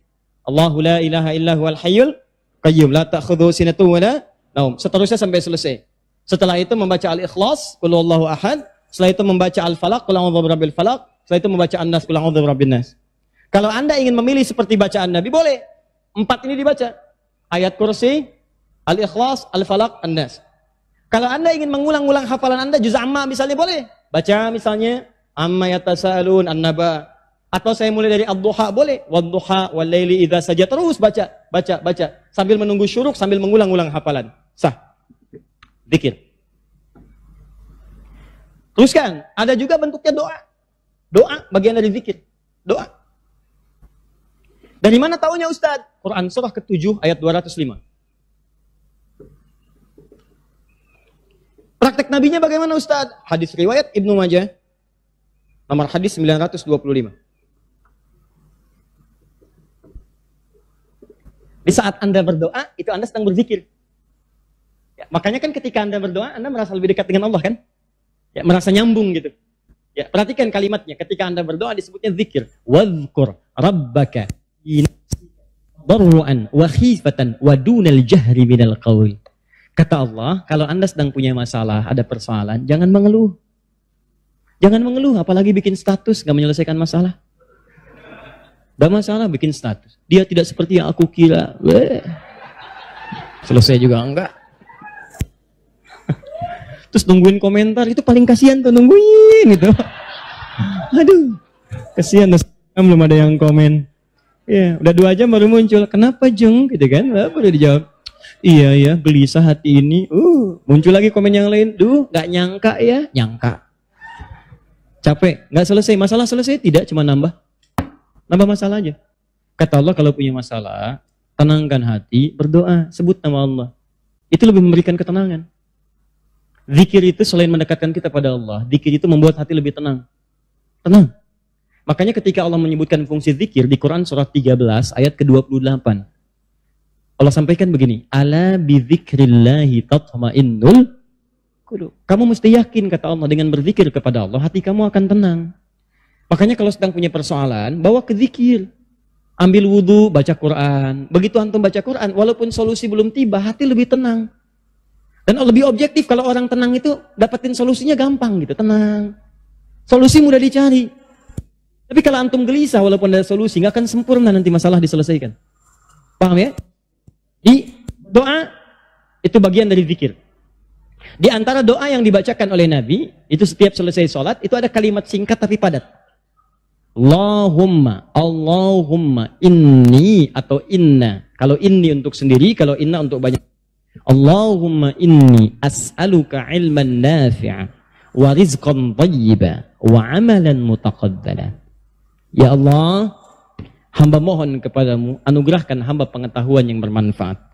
Pengetahuan yang bermanfaat itu pengetahuan yang bisa meningkatkan wawasan dan menguatkan iman. Itu rumusnya di Quran surah 58 ayat ke-11. Jadi kalau teman-teman ngaji dengan siapapun, ustadz manapun, di tempat manapun, ukurannya 2. Wawasannya bertambah enggak? Awas hati-hati, kalau ngaji tapi wawasan enggak bertambah, itu ada sesuatu yang salah di pengajian nih. Ngaji cuman ketawa aja gitu kan? Tapi enggak jelas dapatnya apa. Yang paling aneh ngaji, yang dicari-cari jin, ya kan? Atau apa, itu paling aneh itu. Apa yang didapatkan? Terus nambah hari ini sholat, ngaji ke pengajian sholat, dapat tambahan wawasan. Oh begini cara takbir yang baik. Bisa sejajar dengan bahu, bisa sejajar dengan daun telinga, ya kakinya terbuka selebar bahu, badannya tegap. Jadi begitu antum praktekan, punya tambahan wawasan, kepake dalam ibadah. Oh begini cara sujud yang sempurna. Jadi itulah yang disebut dengan teman-teman ilmu yang baik. Yang kedua, imannya meningkat, lebih dekat dengan Allah. Jadi kalau antum ngaji dimanapun, di antara cirinya wawasannya luas, tapi keimanan pun bertambah. Karena ada orang yang belajar Islam Pak, cuman keimanannya makin berkurang. Itu yang paling aneh tuh orang-orang liberal. Belajar Islam ke Eropa. Belajar Islam ke Amerika. Pulang-pulang konslet. Betul ya, semua agama sama. Menuju Tuhan yang sama. Cuman caranya beda-beda. Ente ini aneh belajar Islam pada orang yang bukan Islam. Belajar sholat pada orang yang tidak sholat. Ya bagaimana bisa mendapatkan nilai-nilai sholat dalam kehidupan? Makanya pulang-pulang pada aneh. Hargailah hak LGBT. Banyak akhirnya jadi penyakit akhirnya gitu kan. Nah, dan kita doakan dengan baik, arahkan pada yang baik. Jadi kalau ada yang kurang-kurang tuh kita doakan. Ya buang dulu celaan-celaan. Yang kalau mau dicela itu perbuatannya, bukan orangnya. Celak perbuatannya, kemudian doakan kepada yang lebih baik. Karena boleh jadi dia bisa berubah dalam kebaikan. Paham sampai sini? Jadi demikian teman-teman sekalian. Ya, doa isi. Kemudian di situ awas hati-hati ya, 2 ya cirinya ya. 1 imannya menguat, 2 wawasan bertambah. Termasuk pengajian saya ini ya, kalau saya mengajar dimanapun, tidak membuat Anda lebih dekat dengan Allah, tolong tinggalkan saya. Anda cari guru lain. Cari guru lain, cari yang baik-baik. Yang membuat Anda lebih dekat dengan Allah. Atau Anda lebih dekat dengan Allah, cuman sayang, wawasan gak bertambah, itu pun bahaya. Ibadah gak cukup dengan semangat. Ya Allah, saya banyak dosa, saya pengen berubah ya Allah. Saya semakin kuat imannya, besok saya sholat subuh 4 rakaat. Gak bisa. Ya. Jadi iman kuat tapi wawasan nggak ada gitu. Begitu sholat subuh 4 rakaat, itu kan bahaya. Ya, paham ya? Nah, jadi 2 ini mesti balance ya, antara iman dengan ilmu itu mesti seimbang. Tayyib. Fokus baik-baik. 1 kita ulangi apa saya tadi, 1 kalimat thayyibat. Yang kedua, bacaan Al-Qur'an, kan? Yang ketiga, baca hafalan ayat-ayat Al-Qur'an. Yang keempat, doa. Yang kelima, menyebutkan nama-nama Allah atau al-asmaul husna. Boleh, itu zikir. Ustadz apa dalilnya? Dalilnya Quran surah kedua ayat 152. ditafsirkan dengan Quran surah ke-17 ayat 110. Quran surah kedua ayat 152 paling kanan sebelah bawah, ditafsir dengan Quran surah 17 ayat 110 paling kanan di pertengahan. Ini bagian terakhir. Quran surah kedua ayat 152, Allah minta, fadhkuruni, kata Allah, zikir, sebut aku, sebut aku, sebut aku. Sebut nama Allah. Orang-orang yang sering menyebut Allah maka akan disebut-sebut namanya oleh Allah. Indah ya. Antum aja nama disebut-sebut di TV, senangnya luar biasa kan? Wah, Pak Asep adalah jamaah subuh yang sangat luar biasa. Datang ke Masjid Nurul Bahri, jam 3 sudah di masjid, masuk tayangan Anda. Tapi memang disayangkan, jam 3 sudah adzan Pak Asep, ya kan? Tapi kan antum enak. Ya, disebutkan di TV tersanjung. Ya, disebutkan di komplek tersanjung. Kenapa antum tidak merasa tersanjung ketika nama antum disebut-sebut oleh Allah Subhanahu wa taala? Kata Allah, fadhkuruni adzkurkum. Sebut namaku. Ketika engkau menyebutku, aku akan sebut-sebut namamu. Maka ada hamba-hamba Allah yang disebut oleh Allah. Si fulan, si fulan, si fulan, si fulan. Ya, di antara yang disebut itu ada 2. Siapa? Orang-orang yang sering menyebut nama Allah, khususnya terkait dengan nama-namanya yang mulia. Dari mana taunya? Tafsirkan dengan Quran surah 17 ayat 110. Perhatikan kalimatnya. Kata Allah, qulidullaha. Panggil aku Allah. Sebut. Minta. Ada masalah, ada doa, ada masalah, ada solusi. Pengen nyebut Allah, sedang punya persoalan, sebut. Kata Allah, panggil namaku Allah. Awil Rahman atau Ar-Rahman. Di paling singkat kalau Anda sedang ada masalah, pengen solusi, atau pengen menyebut nama Allah, sebut ya Allah, ya Allah, ya Rahman. Tapi Allah tawarkan begini, ayyamma tad'u falahul asma'ul husna. Ketika engkau ingin memanggilku, menyebutku, aku punya nama-nama terbaik yang sangat sesuai dengan kebutuhan kalian. Di teman-teman bisa sebutkan, misal Anda di pagi itu berharap rezeki pengen ditambah oleh Allah. Sebut, ya Allah, ya Razzaq, ya Allah, ya Razzaq, ya Allah, ya Razzaq, ya Allah, ya Razzaq. Allahumma zid fir rizki, Allahumma rzuqni rizqan tayyiban halala. Ya Allah, ya Razzaq, ya Allah pemilik rizki, zidni fir rizki, ya Allah tambahkan rizki saya. Allahumma rzuqni rizqan halalan tayyiban, kepada yang terbaik yang mampu saya dapatkan. Anda sedang punya pesan, ya Al-Fattah, iftah li kullil khair. Ya Allah, ya Al-Fattah yang pemilik segala solusi, bukakan kepadaku solusi terbaik dari setiap persoalan yang aku alami sampai dengan saat ini. Anda ada yang ganggu di pekerjaan, ada yang sedang usil iseng, sebut ya Allah, ya Jabbar, ya Jabbar, ya Jabbar, ya Malik. Ya Malik, ya Rabb, ya Malik, Allahumma ya Jabbar. Ya Allah yang Maha Pelindung, Raja dari segala raja, lindungi aku dari tangan-tangan orang-orang yang jahil. Anda sedang banyak ujian, sebut ya Allah, ya Sabar, ya Sabar, ya Sabar, ya Sabar, zidni sabra. Ya Allah yang Maha memiliki segala sifat kesabaran, tolong tambahkan kesabaran pada diriku untuk bisa mampu mengatasi ujian yang tengah engkau ujikan. Anda yang sedang mau ujian, ya Allah, Allahumma ya alim, ya alim, ya alim, ya alim, alimni ya Allah ma jahiltu, wanfa'ni bima ta'allamtu, wa najihni fi imtihani ya Allah bima radit. Ya Allah yang alim, yang Maha pemilik ilmu, tambahkan ilmu kepadaku, ajarkan apa yang belum aku ketahui, berikan manfaat pada apa yang telah aku pelajari, dan luluskan aku dalam ujian yang akan aku alami. Indah, minta, minta, minta. Kata Allah, udhkurni, fadhkuruni, adhkurkum. Sebut saya, aku sebut kamu. Engkau panggil namaku dengan nama terbaikku, aku berikan kemuliaan sesuai dengan apa yang kau butuhkan. Cukup Pak, 5 ini kerjakan habis subuh, selesai. Astagfirullah, astagfirullah, astagfirullah. Allahumma antas salam. Habis itu baca Quran. Baca Quran diulang. Ya, ayat kursi, ayat kursi, ayat kursi, Al-Ikhlas, Al-Falaq, An-Nas. Habis itu kemudian antum berdoa, habis doa sebut nama Allah. Begitu lihat jam 8. Pip, bunyi, waktu syuruk muncul, gitu kan? Kan sekarang udah zaman digital kan? Zaman digital. Ya, ngitungnya gampang kok. Biasanya itu kalau dari subuh teman-teman dari waktunya itu 1 jam, 1 jam setengah itu udah masuk syuruk. 1 jam lah. 1 jam. Jadi kalau sekarang kurang lebih jam 5 misalnya, ya itu 1 jam kemudian, terus 1 jam lewat 10-15 menit sudah masuk ke syuruk. Ya, jadi begitu sudah masuk syuruk, ya antum tunaikan salat 2 rakaat. Ada yang nunggu dulu 5 menit supaya lebih aman misalnya, silakan. Gak ada masalah. Tunggu 5 menit selesai, tunaikan salat 2 rakaat. Begitu salat sujud lamain. Ya Allah, dekatkan aku kepadamu. Ya Allah, jadikan aku terhubung dengan ridha-Mu. Ya Allah, berikan aku kemuliaan-kemuliaan. Sekalipun belum haji, berikan pahala haji dan umrah kepadaku. Masya Allah. Ya, begitu antum selesai, salam, dapat senilai haji dan umrah. Luar biasa. Begitu dapat, keluar masjid, meninggal dunia. Luar biasa. Pahala surga lah seperti itu. Ya, sudah belajar, sudah berdoa, sudah istighfar, keluar masjid, meninggal. Mau seperti itu? Nanti habis talim, insya Allah ya.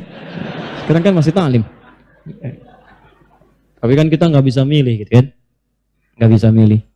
Ajal itu Quran surah 7 ayat 34. Walikulli ummatin ajal. Setiap umat ada batas waktu hidupnya ajal. Fa idza jaa ajaluhum la yastakhiruna sa'atan wa la yastaqdimun. Kalau sudah tiba nggak bisa milih. Ya nggak bisa maju, nggak bisa dimajuin. Makanya orang bunuh diri nggak ada kerjaan. Nggak ada kerjaan. Kalau belum waktunya nggak akan meninggal.